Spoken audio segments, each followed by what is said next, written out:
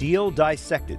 Tough questions on Capitol Hill for key players in the Iran nuclear deal.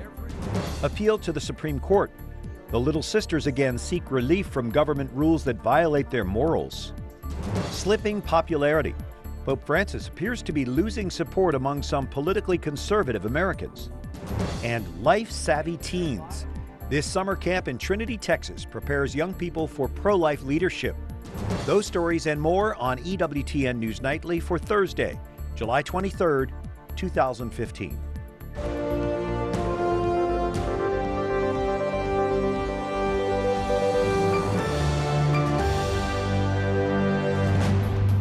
Good evening from Washington. Thank you so much for joining us. I'm Brian Patrick with your news now. Secretary of State John Kerry bluntly challenges critics of the nuclear deal with Iran. He calls it fantasy to think the U.S. failed to hold out for a better deal. Jason Calvi reports from the White House tonight. Jason? Brian, the Senate Foreign Relations Committee grilled Kerry, as well as the Secretaries of Energy and Commerce, the two agencies that oversee many of the sanctions leveled against Iran in recent years. Now, the deal will go into effect unless Congress blocks it, and many Republicans make it clear they intend to do just that. Congress is preparing for what some are calling the biggest foreign policy vote in more than a decade. I believe you've been fleeced. But the question is, where will Democrats stand on the Iran nuclear deal? It was clear today many Democrats haven't made up their mind. Have we cut off all pathways for Iran to obtain a nuclear weapon, particularly the covert military use operations? Secretary Kerry painted a grim picture if Congress rejects the deal. The result will be the United States of America walking away from every one of the restrictions that we have achieved, and a great big green light for Iran to double the pace of its uranium enrichment. Meanwhile, protesters slammed the deal at the White House, but Code Pink activists crashed the protest. Come on, let's move on. Sir, you're welcome to come up and speak or be quiet. Come on up then, sir.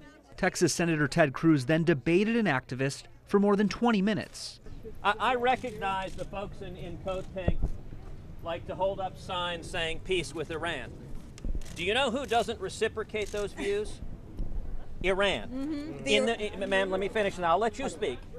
In the midst of this negotiation, the Ayatollah Khamenei led thousands of Iranians in chanting, "Death to America."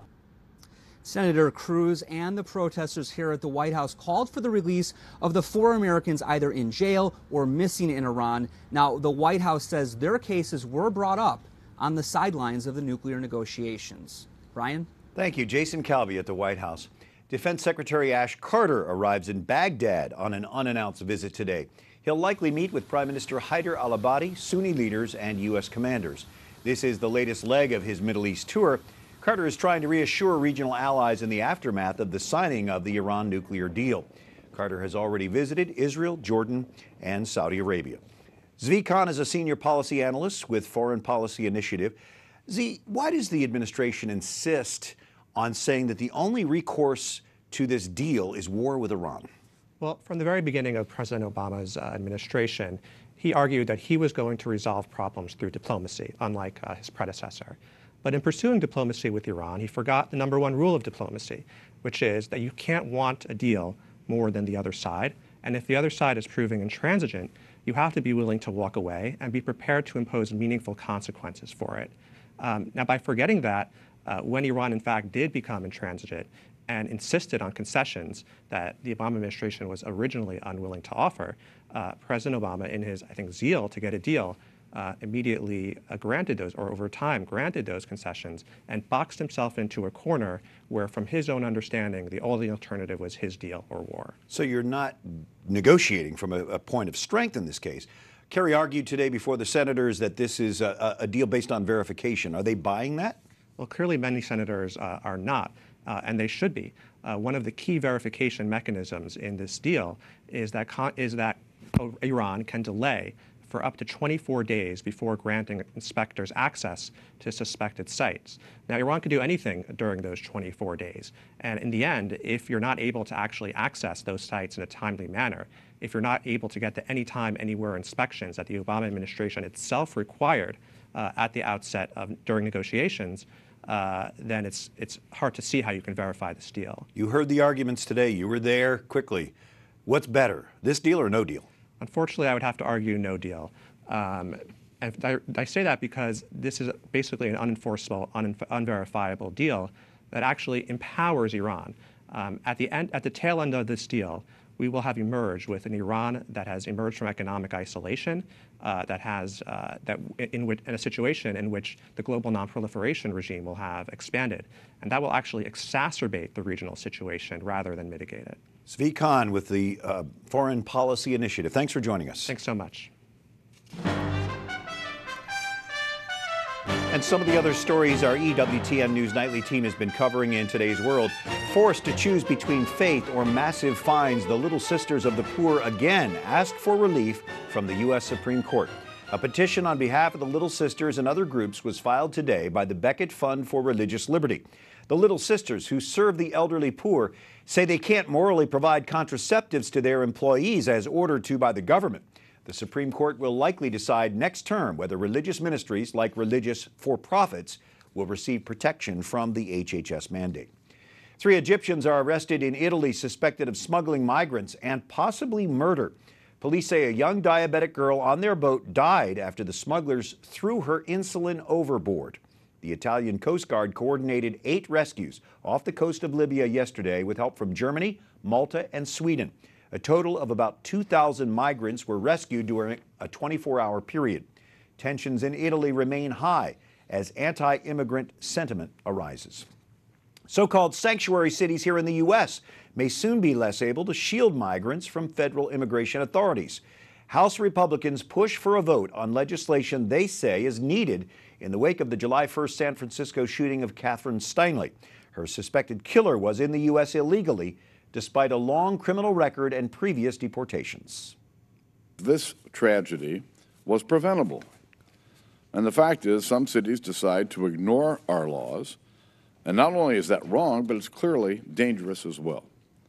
The House is acting today to put state and local officials on notice that will no longer allow them to decide how and when to enforce our nation's laws. Mr. Speaker, the Donald Trump wing of the Republican Party is clearly ascendant here today. It's the dominant thinking among House Republicans. The White House threatens to veto that measure if Congress passes it. The suspect in the South Carolina church shooting now faces dozens of new federal charges. The 33 charges include hate crimes and obstructing the practice of religion. 21-year-old Dylan Roof is scheduled to be arraigned Monday in federal court in Charleston. Federal prosecution had been expected since the June 17th shootings at Emmanuel African Methodist Church in Charleston. Roof appeared in photos waving Confederate flags, and his writings used racial slurs referring to blacks. Can the dash cam video showing the argument that led to a woman's arrest in Texas be believed? Her apparent suicide in a jail cell is now being investigated as a murder. Step out of the car.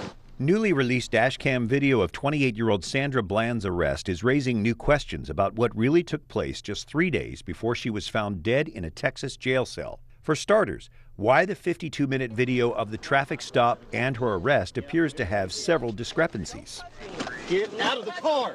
Don't touch me! Watch as this white vehicle driving on the left suddenly vanishes from the road. And this brief moment where a tow truck driver walks away from the dash cam's view, then quickly reappears at the truck's door. Immediately following, a scene repeats, all the while the audio playing uninterrupted. It's not clear whether the video was edited or if an equipment issue is to blame. All this casting doubts that the video reflects a continuous account of the heated encounter with Texas State Trooper Brian Encina. So you threatening to drag me out of my own car? Get out of the car! And then I will light you up. Get out! Wow. Now! Wow. Get out of the car! Really, for a failure to signal. You're doing all of this for Get a failure over there! A bystander captured images of the trooper holding Bland to the ground, but dash cam video caught what Bland is saying. You're a real man now. You just slammed me, knocked my head in the ground. I got epilepsy, you Good. Good. You should have thought about that before you start resisting. Right. Authorities say Bland later committed suicide in her cell. This, a look inside where she spent her final hours. The Texas Department of Public Safety says Trooper Encina failed to comply with the department's standards for professionalism. He's been pulled off patrol duty as state officials investigate. Police are saying they're looking into Bland's death as a murder. And Jill Stanek, National Campaign Chair for the Susan B. Anthony list, joins us as we have more discussion on recently released Planned Parenthood videos. Jill, do you think the revelations in these videos will help to further advance the 20-week abortion ban legislation before Congress? Well, absolutely. I mean, you know, of course, that the older a baby is, the more developed his or her organs are, the more lucrative they are. So the way to stop this gross monetization of these baby parts is by stopping the abortions from happening in the first place, which is what the Pain Capable Act would do. It would stop abortions at 20 weeks beyond, which is more than halfway through pregnancy. And we know 18,000 babies a year up to are aborted past 20 weeks.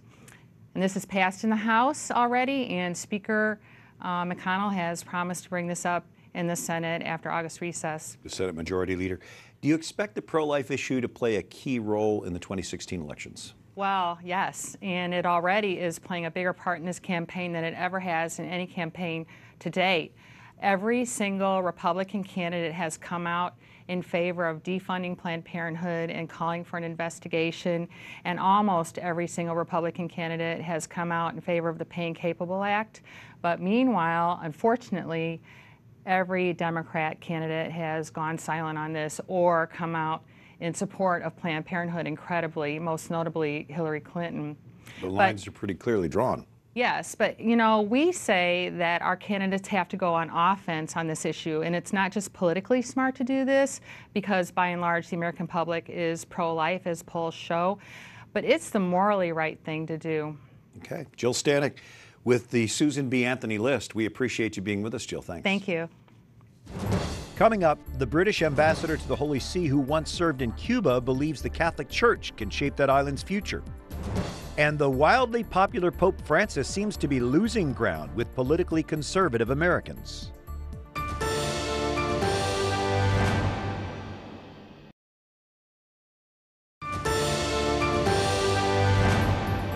The one who helps the sick and needy touches the flesh of Christ, alive and present in our midst. Pope Francis on his Twitter feed today, the 23rd of July. Thanks for joining us. I'm Brian Patrick. The British ambassador to the Holy See, Nigel Baker, is joining us from Rome. Ambassador Baker, I wonder, has diplomacy changed much under the papacy of Pope Francis? In a sense, we've seen a greater intensity of that engagement with global issues, big issues like climate change, like migration, issues around war and peace. Pope Francis has been very active in engaging, commenting on Palestine, on Syria, on Latin American concerns, for example. All of those issues are of great interest to our governments, in my case the British government, and they want to know what is happening, they want to know what the Pope is saying, why he's saying it, and whether we can influence what he's saying it. That means a more intensive, more active role for diplomats. So in that sense, yes, there has been a change. Your diplomatic career took you to Cuba for several years. What is your take on the Vatican's involvement in bringing Cuba and the U.S. together recently? I always felt that the Catholic Church would have a crucial role to play in the future of Cuba, a future looking beyond the Castro era, whatever that future might entail. And Pope Francis, of course, as a Latin American pope, seems to have a similar point of view. I think the fact that he was able to help, if I put it this way, both sides, Cuba and the United States, step through the door to take the first steps towards a normalization of relations is a very positive thing. And I really expect the Catholic Church to play an important role, not always a visible role. It will be when Pope Francis goes to Cuba in September, but also behind the scenes in quiet actions on the ground in Cuba as the developments move forward. So I think we will see the Catholic Church continuing to play an important role in that normalization and in the future of Cuba. And finally, what is it like for you personally to engage in diplomacy with Pope Francis? All ambassadors want to be here for a conclave, and I had that opportunity when Pope Benedict stepped down and Pope Francis took up his position. Nobody really quite knew what to expect with Pope Francis. You know, he's a pope of a number of firsts. He's the first pope from the New World. the first pope to follow on from another pope who's voluntarily resigned. He is a pope who has great energy, and as I said before, he's a pope who has huge impact globally. He has great impact in terms of the issues he deals with, but also impact in terms of his the way that the global media are following him. We appreciate the take that you've shared with us this evening. Nigel Baker, the ambassador for Great Britain to the Holy See, thanks for joining us from Rome. It's been a great pleasure, not at all. And just 2 months before Pope Francis visits the U.S., a new poll shows his approval ratings among certain Americans have plummeted. Wyatt Goolsby breaks down those numbers tonight. Last year, the Pope's popularity peaked in both the U.S. and around the world. The Holy Father enjoyed rock star status, making the cover of Rolling Stone and being named Times Person of the Year. But it appears the Francis effect may be over. A new Gallup poll shows the Holy Father's favorability rating has dropped from 76% in early 2014 to 59% in the U.S. Gallup also found 1/4 of Americans say they've either never heard of him or have no opinion, up from 16% in 2014. According to the study, the plunge is driven by Catholics and political conservatives, some voicing concern over the Pope's views on climate change and income inequality. Pope Francis from the very beginning has been challenging people to get out of their comfort zone. And it's a message not everyone has always been hearing, but I think they are hearing it now. Mitch Boersma has been studying the Church's social teaching for years. He says Americans tend to view world leaders like the Pope through a political lens and not as a pastor. Some of what Pope Francis is trying to do is kind of help people think with the Church. And this is something that a lot of Americans haven't done or doing new for the first time. So this idea of these hot button issues, trying to think of them now not as a conservative or a liberal, but as a Catholic first, is a real challenge. Boersma says on those hot button issues, Pope Francis is voicing the teachings of the Church and following in the footsteps of his predecessors. Overall, Pope Francis is still viewed favorably among Americans. His image may get a boost when he visits the U.S. in September. Both St. John Paul II and Pope Emeritus Benedict saw a rise in their ratings after their visits to the U.S. Brian? I find it interesting that Pope Francis doesn't seem to care about the ratings. No, he's going to be Pope Francis either way. That's right. Thank you, Wyatt. Up next, can this Congress make any legislative progress? We'll see what the latest report card says. And Texas teenagers learn the ins and outs of the pro-life movement as they prepare to lead the fight.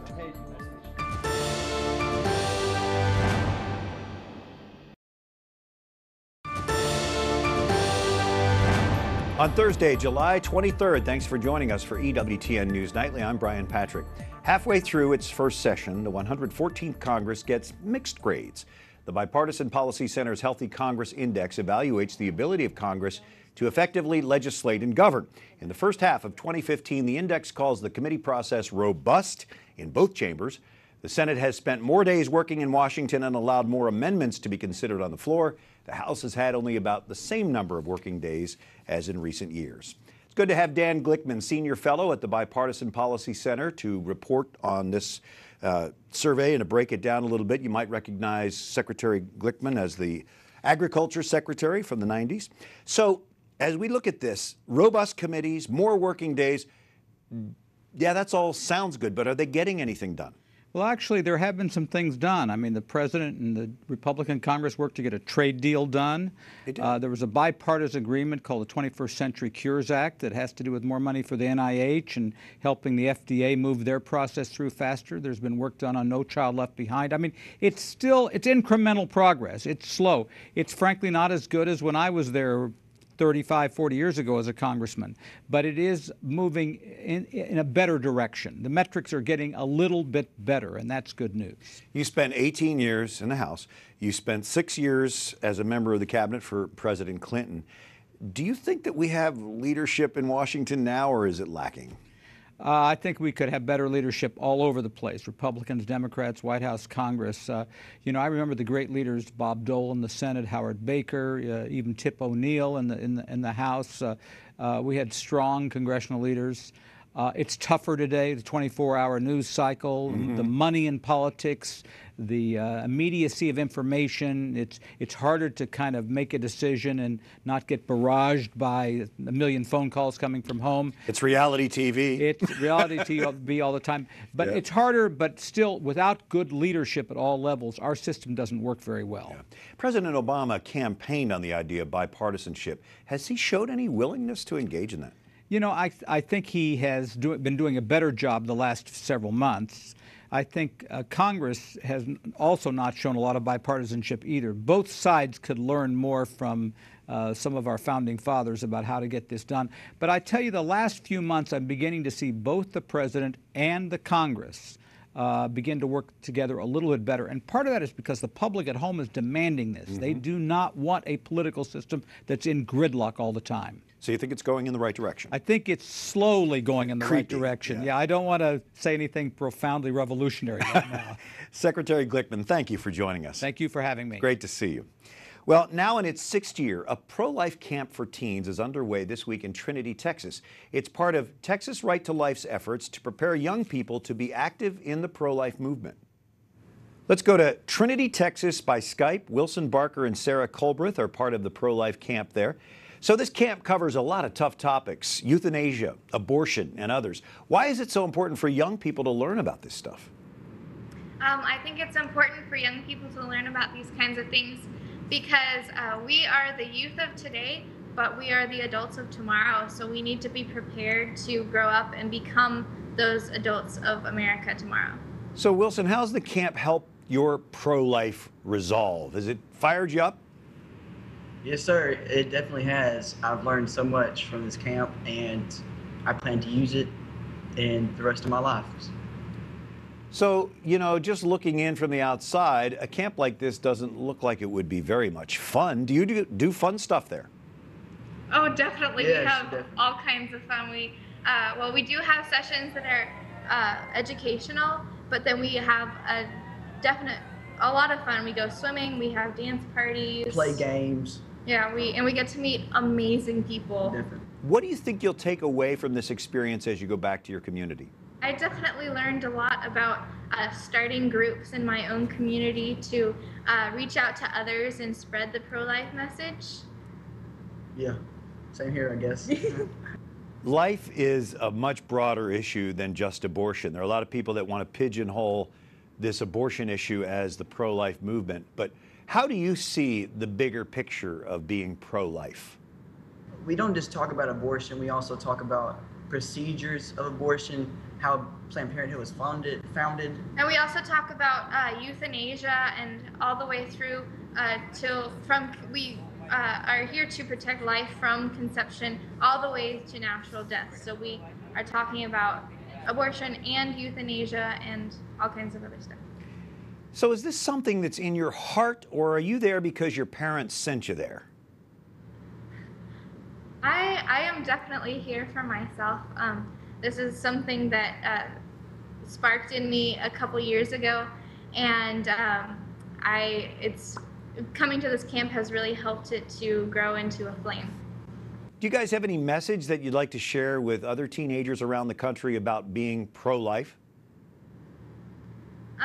Pro-life isn't just about going to meetings and learning about stuff. We also do a lot of fun stuff too that is also helpful to the pro-life movement, such as going and praying in front of abortion clinics, and we do a lot of fun stuff as well, such as t-shirt days or cupcake days. It's definitely not what you think it is. So what is it, Wilson? If it's not what we think, what is it? Pro-life to me is, I think it's the right way to live. It's not just a certain amount of people. It's not just a certain religion. Wilson Barker and Sarah Colbreth from the pro-life camp in Trinity, Texas. Thanks for joining us. Thank you. Thank you. Bye. Bye. The right way to live. So profound. Well, until tomorrow, like us on Facebook, follow us on Twitter, watch again on EWTN's YouTube page. I just want to say thank you to the EWTN News Nightly team, which makes this all possible. I'm Brian Patrick. Good night. God bless you.